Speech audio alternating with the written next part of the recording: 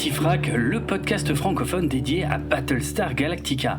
Bonjour à tous, je suis Draven et dans cet épisode Cygna numéro 3, on va analyser les signes venus de la constellation Battlestar Galactica, à savoir quelques news comics, figurines, musique et podcasts, sans oublier les dernières infos sur la future nouvelle série Battlestar Galactica, ainsi que de nouvelles rumeurs concernant le cinéma. Nous sommes début mars 2020 et c'est parti. Je vous ai déjà parlé à plusieurs reprises de comics Battlestar Galactica. Depuis 2006, c'est l'éditeur américain Dynamite Entertainment qui en possède les droits. Et ils ont édité de nombreuses histoires qui se déroulent en parallèle à la série réimaginée, mais aussi avant la série, et qui explorent donc les origines de certains personnages, sans oublier quelques arcs narratifs qui se situent dans la continuité de la série originale. A priori, aucun de ces comics n'existe en version française, mais il me paraît possible de les lire et de les apprécier, même avec un niveau moyen d'anglais. C'est pourquoi, si vous avez envie de lire quelques comics Battlestar Galactica légalement et gratuitement sur Internet, je vais vous parler du service Graphite, si je le prononce en français, qui a été lancé courant 2019. Il vous suffit de vous rendre sur le site graphitecomics.com ou de télécharger l'appli gratuite Graphite Comics sur iOS ou Android, puis vous tapez Battlestar Galactica dans la barre de recherche et vous trouverez quelques comics accessibles gratuitement en l'échange de l'affichage de quelques publicités. Et honnêtement, j'en ai pas vu beaucoup des publicités. Vous pourrez ainsi lire quelques titres et compilations d'histoires. La plupart de ces comics concernent la série réimaginée des années 2000, mais il y a aussi 2-3 titres qui concernent la série originale. Ça s'appelle Graphite Comics et vous trouverez les liens vers quelques heures de lecture dans les notes de l'émission. Je vous ai également déjà parlé des vaisseaux miniatures édités par Eagle Moss dans la collection Hero Collector. Or, le dernier venu dans cette collection n'est pas un vaisseau, mais une figurine de Cylon de la série réimaginée. Il s'agit d'une édition spéciale et vous pouvez voir quelques photos de cette figurine de 20 cm de haut à l'échelle 1/16 en suivant le lien qui figure dans les notes de l'émission. La date de sortie exacte de cette figurine n'est pas encore connue. Le site officiel français indique encore une sortie en février 2020, ce qui est maintenant dépassé. Mais la précommande est disponible au tarif de 49,99 € pour cette figurine de Cylon. Si vous tapez Battlestar Galactica dans le moteur de recherche de Spotify, vous trouverez un best-of ainsi qu'une version réorchestrée officielle de la musique de la série originale composée et dirigée par Stu Phillips. Vous trouverez également quelques podcasts, dont Galactifrac, qui est le seul podcast en langue française, et diverses reprises de la musique des deux séries. D'ailleurs, je vous conseille particulièrement les reprises de la musique de la série réimaginée, interprétée au piano par Joo-Yoon Park, ainsi que la reprise très réussie du titre Prelude to War au violoncelle par la française Roxane Génaud, dont je vous mets le lien de la vidéo YouTube dans les notes de l'émission. Mais comme vous l'avez peut-être remarqué suite à ce que je viens de vous dire, et comme vous le savez peut-être déjà, si comme moi vous utilisez Spotify depuis des années et que vous y recherchez régulièrement les termes Battlestar Galactica, la musique originale de Bear McCreary, créée pour la version réimaginée des années 2000, n'a jamais été disponible sur cette plateforme. Mais il se pourrait que ça change, car Bear McCreary lui-même a déclaré dans un tweet daté du 16 janvier 2020, en réponse à un fan, que cette absence serait corrigée dans un futur proche. Il ne donne pas plus de détails et signe simplement son tweet du hashtag #SoSayWeAll, c'est ce que tous nous disons.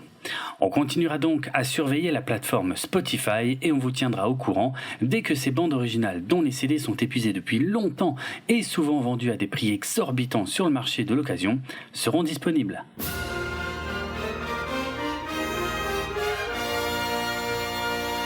Le 13 février 2020, le podcast anglais Great in Britain Radio a publié un épisode contenant une interview de James Callis, l'acteur britannique qui a interprété le docteur Gaius Baltar dans la série réimaginée. Il revient sur l'ensemble de sa carrière avec notamment le rôle de Tom dans les films Bridget Jones ou encore son interprétation récente de la voix d'Alucard dans la série animée Castlevania sur Netflix et il livre quelques anecdotes liées à sa participation à Battlestar Galactica. Alors pour les moins anglophones d'entre vous, voici 2 déclarations intéressantes faites durant cette émission. Premièrement, à l'origine, James Callister n'était pas très motivé pour auditionner pour le rôle de Baltar. Il se souvenait bien de John Colicos dans la série originale des années 70 et il ne se voyait pas jouer ce type de méchant. Deuxième info, il a découvert durant son audition, quand il était question des scènes où il parle avec une femme superbe qu'il est le seul à voir, que ce n'était pas une série destinée aux enfants. En effet, à un moment, il a demandé à ses interlocuteurs si c'était bien une série pour enfants. Et on lui a répondu « Mais qu'est-ce qui vous fait penser qu'il s'agit d'une série pour enfants ?» Il se basait bien évidemment sur ses souvenirs de la série originale qui, dans ce cas, l'avaient amené à penser qu'il s'agissait d'une série très différente de celle pour laquelle il était en train d'auditionner. Il évoque également sa vision de la fin de la série, mais je ne vous traduirai pas ce passage pour éviter de spoiler ceux qui ne l'auraient pas encore vu. De toute façon, ne vous attendez pas à des révélations fracassantes, il donne juste son point de vue sur la vision des fans de ce qu'on peut voir tout à la fin du dernier épisode. Allez, on passe à ce que vous attendez probablement tous, quelques infos sur la nouvelle série Battlestar Galactica qui devrait voir le jour sur le service de streaming Peacock. Commençons tout d'abord par la déclaration de Tricia Helfer, l'interprète de numéro 6, lors de l'enregistrement d'un épisode du podcast américain Collider Live. Elle y révèle que lorsque la nouvelle série chapeautée par Sam Esmail a été annoncée en septembre 2019, elle l'a ressenti comme, je la cite, un coup de poing dans le ventre. Fermez les guillemets. Car d'un coup, ça semblait très sérieux, contrairement aux annonces cinéma qui n'aboutissent nulle part depuis une bonne décennie. Elle explique cette pensée initiale par le fait que la version de Sam Esmail sera certainement très bonne, mais que elle et ses collègues ne sont pas impliqués et que ça lui paraît être trop tôt pour revenir dans cet univers, alors qu'en fait, elle a conscience que sa version à elle a déjà plus de 15 ans. Elle révèle également que pas mal d'acteurs de la série réimaginée ont échangé à ce sujet par message et que nombre d'entre eux ont également eu des réactions du type « comment ose-t-il ?» La raison de cette impression, c'est que pour eux, leur version de Battlestar Galactica est encore très vivante. Elle est encore rediffusée à la télévision, elle est disponible sur des plateformes de streaming aux États-Unis, et il y a de nouvelles générations de fans qui continuent de la découvrir. Elle rappelle qu'à la fin de la saison 1 de son propre podcast, le Battlestar Galacticast, Ronald D. Moore, le créateur de la série réimaginée, était invité. Et lorsqu'elle lui avait demandé s'il comptait un jour rebooter Battlestar Galactica, il avait répondu que c'était hors de question car il avait le sentiment d'avoir dit tout ce qu'il avait à dire sur le sujet. Donc, même si Ronald D. Moore n'est pas impliqué dans le nouveau projet de série, elle suppose que le fait que Sam Esmail soit un grand fan de Battlestar Galactica a dû beaucoup jouer dans le fait que Ron Moore a visiblement approuvé son idée, car il a probablement une nouvelle vision intéressante de ce qu'il pourrait apporter à cet univers. Enfin, lorsqu'on lui demande si elle accepterait d'apparaître dans cette nouvelle série, elle rappelle que Rachel Hatch, l'interprète d'Apollo dans la série originale de 1978, était initialement fermement opposée à la version réimaginée de Battlestar Galactica proposée par Ronald D. Moore.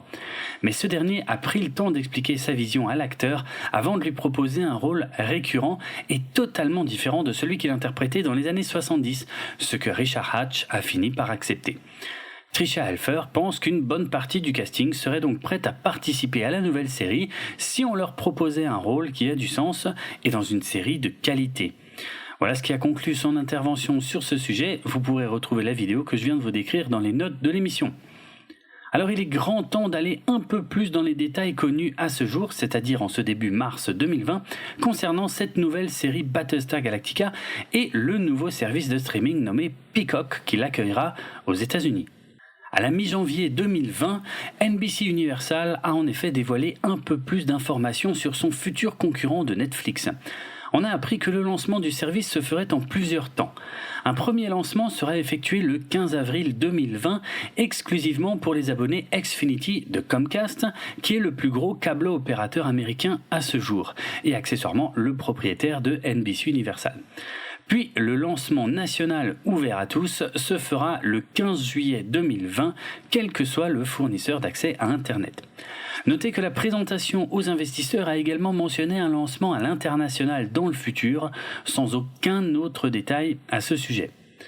Ce qui semble assez nouveau dans le monde des services de streaming vidéo, c'est que Peacock proposera plusieurs formules d'abonnement aux États-Unis, dont une qui est entièrement gratuite.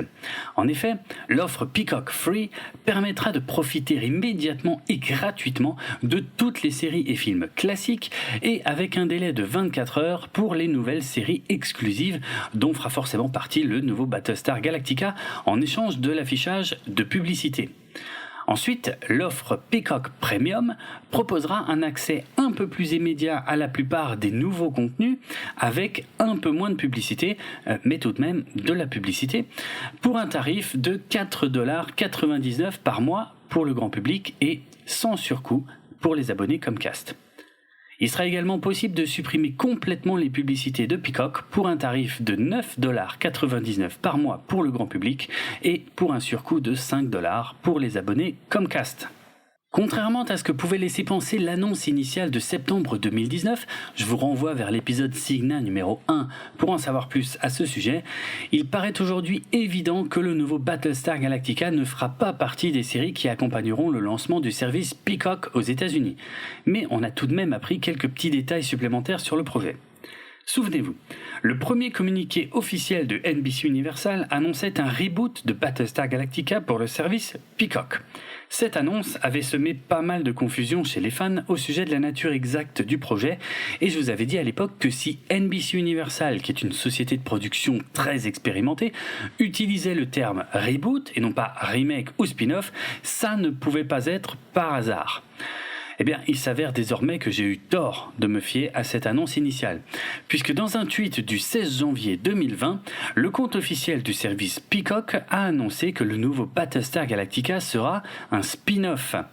Un spin-off, ou une série dérivée en bon français, implique donc que cette nouvelle série se basera sur une œuvre préexistante, c'est-à-dire la série réimaginée des années 2000, un peu comme l'avait déjà fait la série spin-off Caprica en 2010.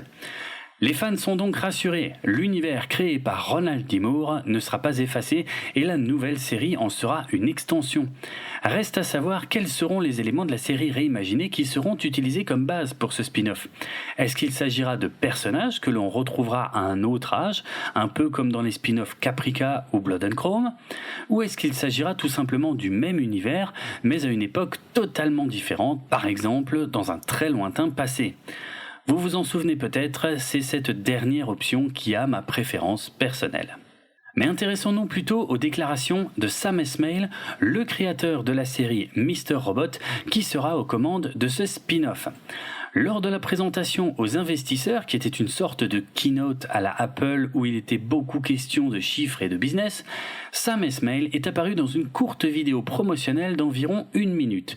Et voici ce qu'on a pu retenir de ses déclarations. Alors je précise, j'ai pu voir cette présentation aux investisseurs qui dure plus d'1h30, mais j'ai l'impression que certains extraits ont été supprimés de la retransmission. Donc je n'ai pas réussi à trouver l'extrait avec Sam Esmail. Mais je remercie Anas Ben sur Twitter qui m'a relayé 2 tweets qui résument les déclarations de Sam Esmail. Selon un de ses tweets, Sam Esmail a déclaré que sa série aborderait la guerre, l'isolationnisme et d'autres thèmes sérieux, mais aussi avec de grandes batailles spatiales. Il aurait également déclaré que le fait de produire pour une plateforme de streaming lui permettrait d'expérimenter avec le format de la série. On ne sait pas exactement ce qu'il a voulu dire par là, mais peut-être que ça signifie qu'il aura davantage de liberté en termes de durée, contrairement à la télévision où il faut se soumettre au format dicté par les coupures publicitaires. Selon un autre tweet, Sam Esmail a déclaré que sa série serait toujours centrée sur l'équipage du Battlestar Galactica, ce qui semble signifier que le vaisseau qui donne son nom à la série sera bien présent. Il aurait également déclaré que l'on pourra suivre le Battlestar Galactica au sein d'un monde plus grand et plus large. Alors, difficile de savoir ce qu'il a exactement voulu dire par là, mais on peut imaginer que ça peut signifier que sa série ne se déroulera pas exclusivement dans l'espace et qu'on pourrait être amené à visiter davantage de planètes ou de colonies humaines au sein de cet univers. Voilà, là je crois que je vous ai résumé tout ce qu'on a pu apprendre lors des annonces officielles du 16 janvier 2020. Toutefois, un mois plus tard, le 14 février 2020, le site internet Variety a publié une interview de Ronald D. Moore à l'occasion du lancement de la 5e saison de sa série Outlander. Si l'essentiel de l'article est consacré à Outlander et à la possibilité d'un spin-off qui serait actuellement en discussion, Il se conclut tout de même par une question au sujet de la nouvelle série Battlestar Galactica, puisqu'on lui a demandé comment il se sentait vis-à-vis de l'expansion de l'univers qu'il a créé. Alors voici sa réponse, traduite par mes soins. Ouvrez les guillemets. Sam, S-Mail, m'a appelé et il a été très courtois. Il ne m'a pas parlé de l'histoire, donc je ne sais rien à ce sujet. Il m'a parlé de ses plans et du fait qu'il ne comptait pas reprendre la série à zéro ou recaster les personnages, mais il voulait faire quelque chose dans le même univers. Sam est incroyable et j'adore Mr. Robot. Donc je lui ai dit « Tu es quelqu'un d'extraordinaire et un incroyable scénariste. Que Dieu te garde ». Fermez les guillemets. Alors la dernière phrase, que Dieu te garde, en VO, il a dit « Go with God », ce qui normalement veut bien dire ça, et ce qui signifie qu'il lui a effectivement transmis ses encouragements et littéralement donné sa bénédiction. À ma grande surprise, cette déclaration a été beaucoup reprise dans les médias américains comme une annonce de spin-off, puisque Ron Moore y déclare que la nouvelle série se déroulera bien dans le même univers que le sien.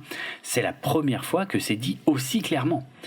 Bien que la confirmation qu'il s'agirait d'un spin-off datait en fait d'1 mois auparavant, je peux difficilement en vouloir aux médias qui ont choisi la déclaration de Ronald D. Moore plutôt que les annonces officielles de NBC Universal, vu la confusion générée par les communiqués officiels peu précis voire contradictoires du géant de la télévision américaine. Greatest contact. A single bogey and it's nearly on top of us. Identify. No transponders, no recognition codes. It has to be a silent radar, sir. On termine cet épisode Cigna avec une news que personne n'attendait vraiment au moment où tout le monde désire en savoir plus sur la future série spin-off. Le 27 février 2020, le site internet We Got Discovered a publié un article prétendant que le projet de film Battlestar Galactica pour le cinéma était à nouveau sur les rails. Ils ne citent pas leurs sources, mais ils estiment qu'elles sont fiables car ces mêmes sources leur avaient annoncé dans le passé qu'un 3e film Benjamin Gates et qu'un 5e film Scream verraient prochainement le jour. Et il s'avère que ces 2 projets ont été officialisés depuis. Donc, non seulement le projet de film Battlestar Galactica serait à nouveau d'actualité, mais en plus, il semblerait que des castings soient actuellement en cours, notamment pour les rôles d'Adama et de Starbuck. On ignore en revanche si les réalisateurs, producteurs et scénaristes annoncés ces dernières années sont toujours de la partie, donc je ne m'étendrai pas là-dessus. Rappelons que ce projet de film est a priori totalement indépendant du nouveau spin-off pour Peacock, car les droits de Battlestar Galactica sont gérés par 2 entités différentes, Universal Pictures pour le cinéma et Universal Television pour la télévision, même si elles appartiennent toutes les 2 au groupe NBC Universal. Rien ne les oblige à travailler ensemble et aussi bizarre que ça puisse paraître, on a déjà pu voir ces dernières années des projets télévisés qui se développaient totalement indépendamment de projets pour le cinéma, même s'ils étaient tirés de la même franchise, comme par exemple chez Marvel ou DC Comics. De ce qu'on en sait à l'heure actuelle, et en fait depuis déjà pas mal d'années, le projet de film Battlestar Galactica devrait raconter le point de départ de la série, à savoir la fuite de l'espèce humaine à la recherche de la Terre à bord du Battlestar Galactica suite à l'attaque dévastatrice des Cylons sur les 12 colonies. Il s'agirait donc pour le cinéma d'un remake ou d'un reboot de la franchise. Par souci d'honnêteté, je me dois tout de même de vous préciser que le site We Got Discovered a visiblement la réputation de répandre des informations non vérifiées afin de faire du clickbait ou putaclic, comme on dit en bon français. Cela explique probablement pourquoi aucun autre site d'information sur les coulisses d'Hollywood n'a repris cette news. Big frackin' deal. Voilà, c'est tout pour cette fois. Je ne manquerai pas de vous concocter un autre épisode Cigna dès que des informations plus concrètes seront disponibles au sujet du futur spin-off. Le podcast Galactifrac fait partie du label Podchose et il est disponible sur PodCloud ainsi que sur Apple Podcast, Spotify et de nombreuses applications iOS et Android. Retrouvez les notes de l'émission sur galactifrac.lepodcast.fr, à savoir tous les liens vers les contenus mentionnés dans cet épisode, et suivez-nous sur Twitter, Facebook et Instagram pour du contenu supplémentaire en lien avec cet épisode. Sur Twitter, je suis Draven, @DravenardRock, ça s'écrit DRAVENARD ROK, et je vous dis à très bientôt. Ciao!